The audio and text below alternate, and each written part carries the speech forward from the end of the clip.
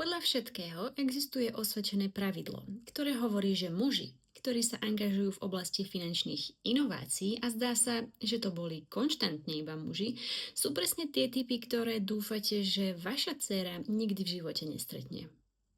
Som toho názoru, že ak chcete byť finančne gramotní, musíte najskôr pochopiť samotné peniaze, ako fungujú, ako vznikli a ako funguje ekonomika. Ak by som vám chcela dať dva rýchle v posledných vojnách a dve pri ženských a stredných rokoch.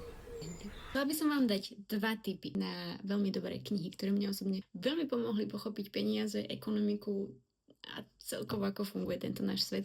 Prvá kniha má veľmi výstižný názov Peniaze. Napísal ju David McWilliams. Dobre sa číta a sú tam krásne vysvetlené na základe historických príbehov a súvislostí to, ako vznikali peniaze, ako vznikali rôzne systémy, ako vznikol úrok. Určite odporúčam.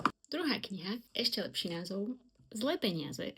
Toto je moja ekonomická biblia od Juraja Karpíša, ktorá mi dala viac, než mi dala celá vysoká škola. Táto kniha vám naozaj pomôže pochopiť ekonomiku, politiku, fiškálnu politiku, ako rozhodujú o našich životoch samotné peniaze, respektíve skôr tí ľudia, ktorí určujú hru, ktorú hráme. To je rozhodne jedna z mojich najpopísanejších kníh. Čítala som ju prvýkrát skoro pol roka. Rozhodne odporúčam sa do nej pustiť a pevne verím a čakám, kedy dostaneme Zlé peniaze číslo 2.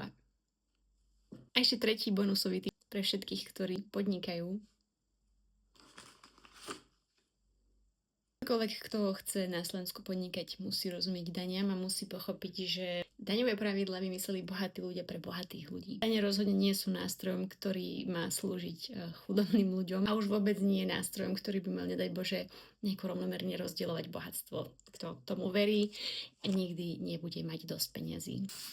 Sú moje tipy pre vás, ak chcete rozumieť peniazom a ekonomike, mať sa lepšie a začať si budovať svoju vlastnú finančnú sebaobranu, aby ste sa vedeli brániť voči rôznym nekalým praktikám, musíte najskôr pochopiť pravidlá hry. Čus!